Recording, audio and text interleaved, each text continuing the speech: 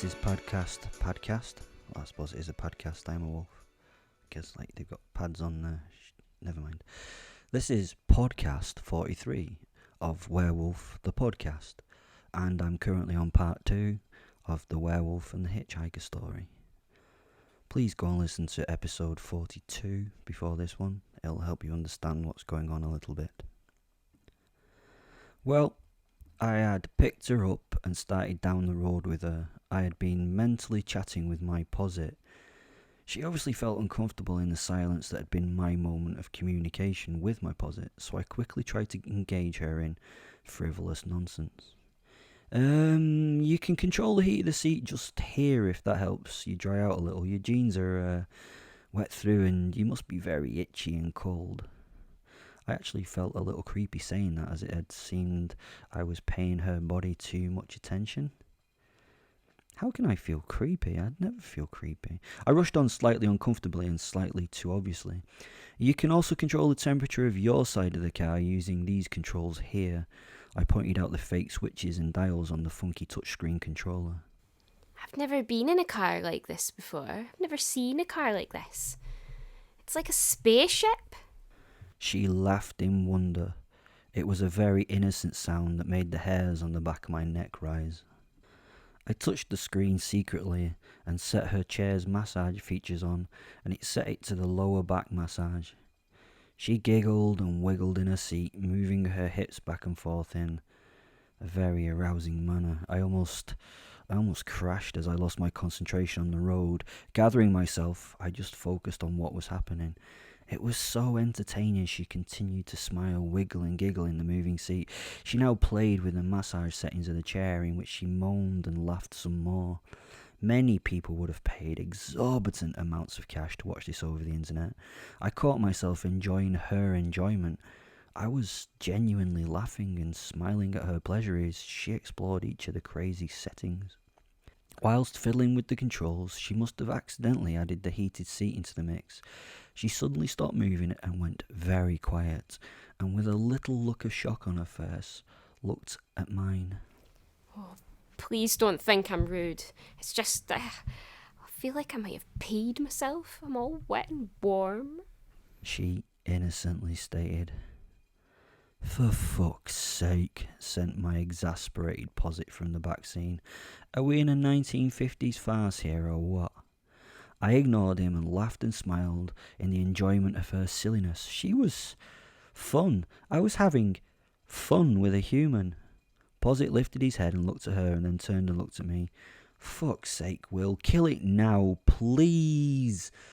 She stopped moving as her concentration had gone from the seat and onto me for a while.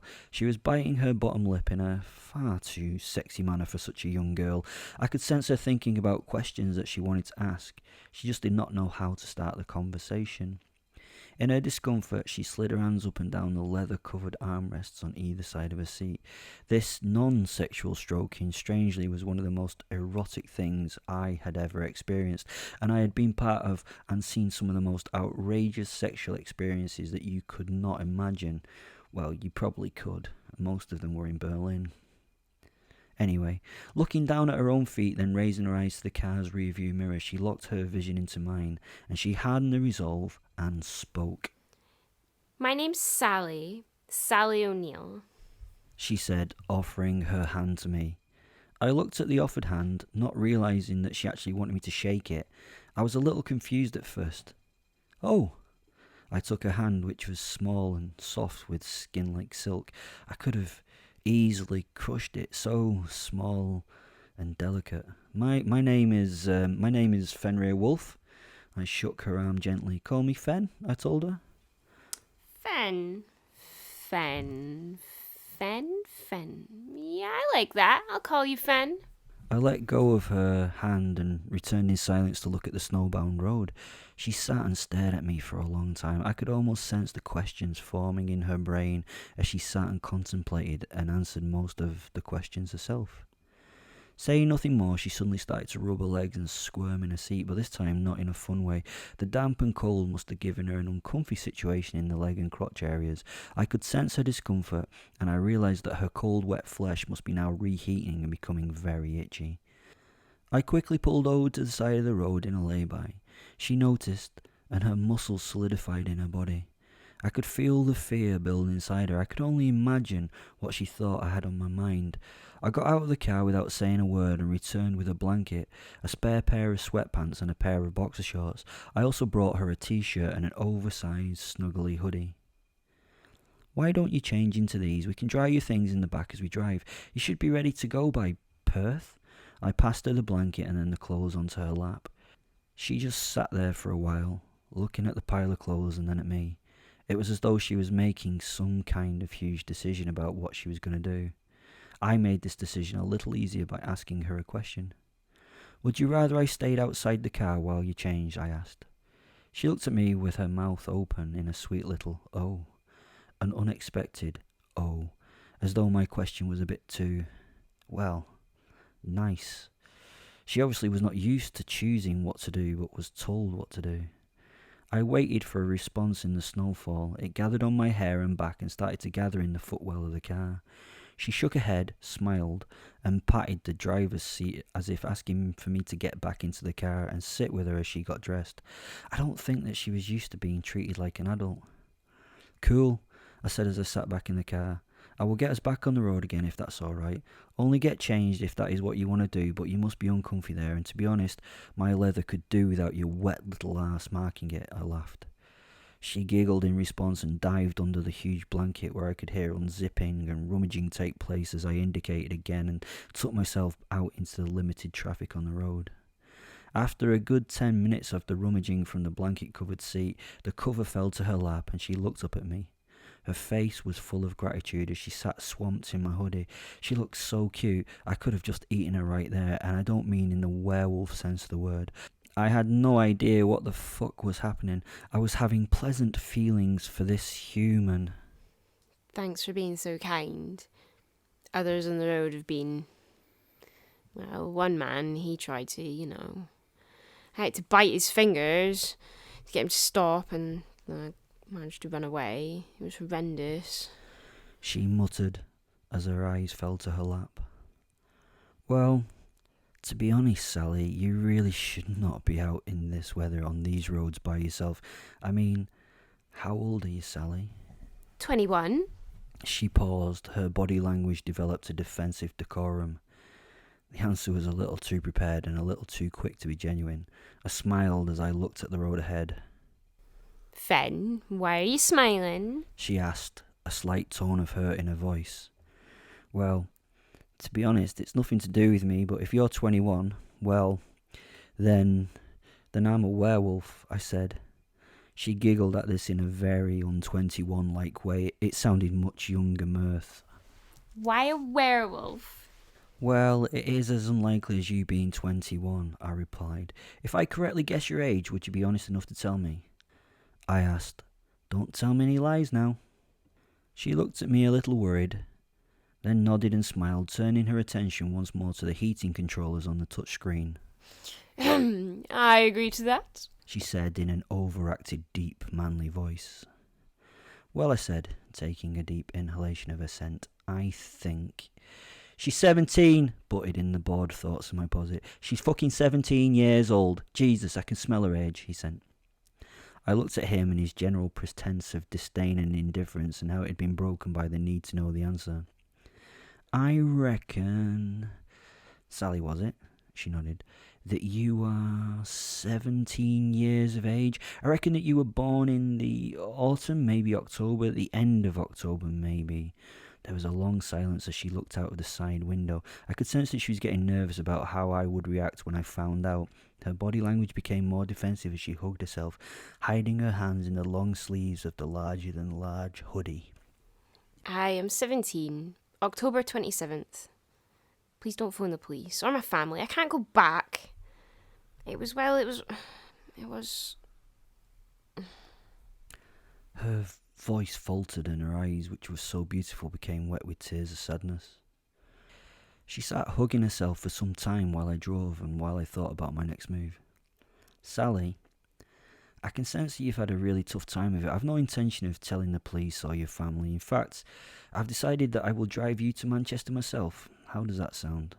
I could go down and see my family, I lied. From her closed body language, I could see that she was unsure about this. She stared at me. Those shining emerald eyes were fixing me like pins attaching butterflies to a board. Then smiling and again looking out of the window, she confidently said, I think I would like that. I think I'd like that very much, Fen. You seem like an alright person. Yes, Sally, it definitely seems that way, I said. I've not seen my family there for a long time. I could drop you off and then surprise them. Oh, could I meet them? She suddenly asked, reaching for my hand, a strange request that seemed out of kilter from what she should be asking. Hey? I asked, not really fully understanding what she meant. She held her hand on my forearm and asked again. Can I meet them, please? I would love to meet a normal family. Mine are so fucking screwed up. She had me surprised and on the back foot at this point. Yeah, I kind of agreed. The posit laughed out loud in my head. What are you going to do, dig 'em up for her?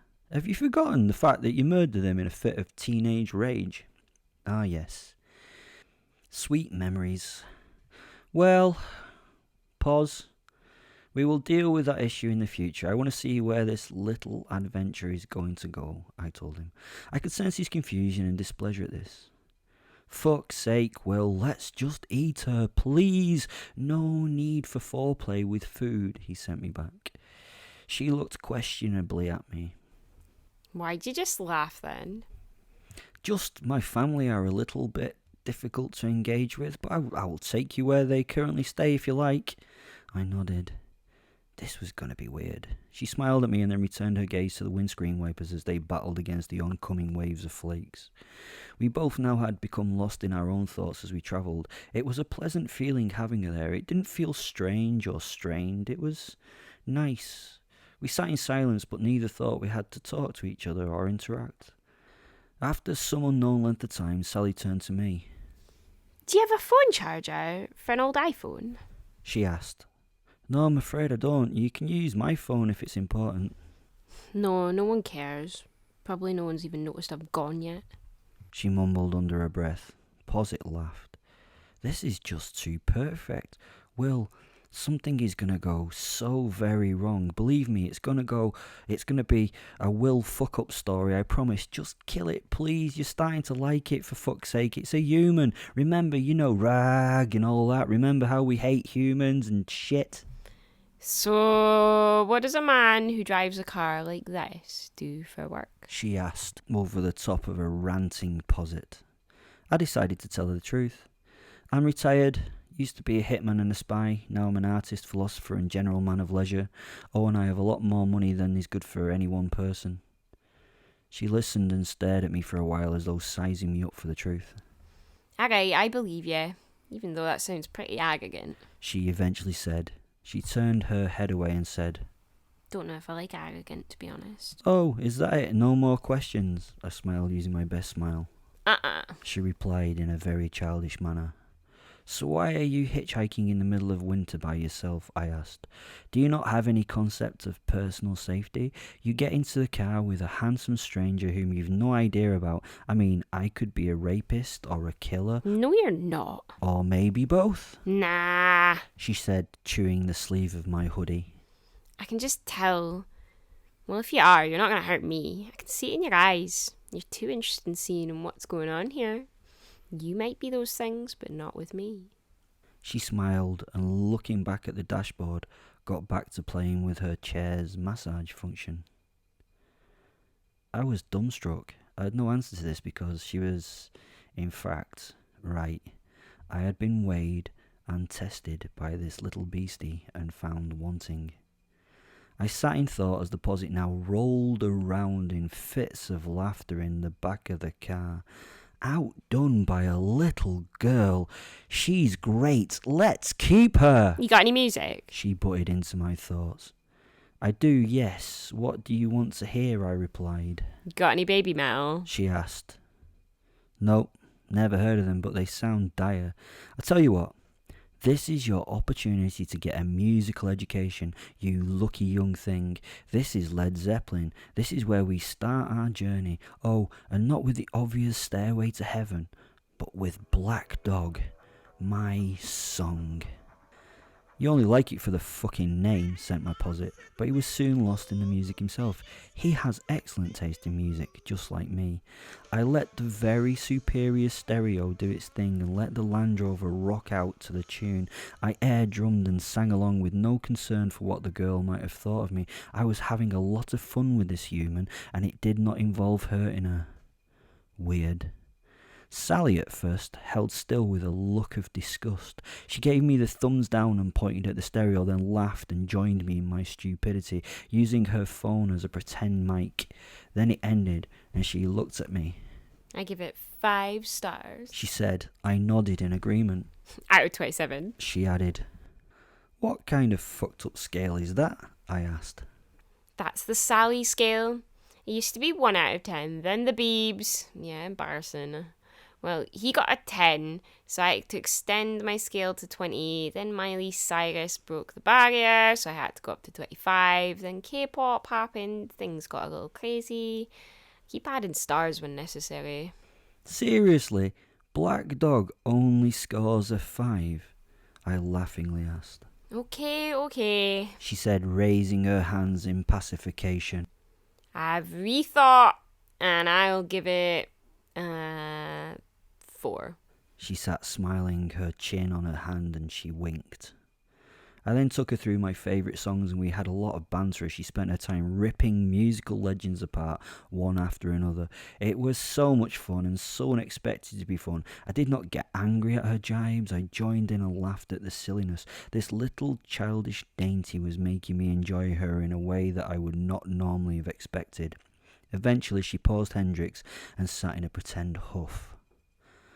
Okay, I'll bite, Sally. What do you want to listen to? Well, to educate you old folks in your sad palette of music, I think we should listen to Dada Dance by Baby Metal. This is a musical peak and the best it can get. Okay, Horatio, I said out loud to seemingly no one. Yes, sir, answered the car's computerized assistant in a very posh upper crust accent. Please find Dance, she mouthed. Dance, Horatio, old chap? At once, sir, said the AI. The tune was found and it was truly awful. I mean, truly awful. But we laughed about it and had fun as we bantered back and forth about the music. I was having a real innocent good time, and it was really worrying. I turned the music off. We're coming up to the House of Brewer. It does good food. Are you hungry? I asked her. She looked at me and smiled, giving me one of those over-exuberant nods. I also really need a wee, she said. So fucking cute. That's the end of the episode. If you want to support the show, there's a link in the description that says support the show. That would be great. Love you.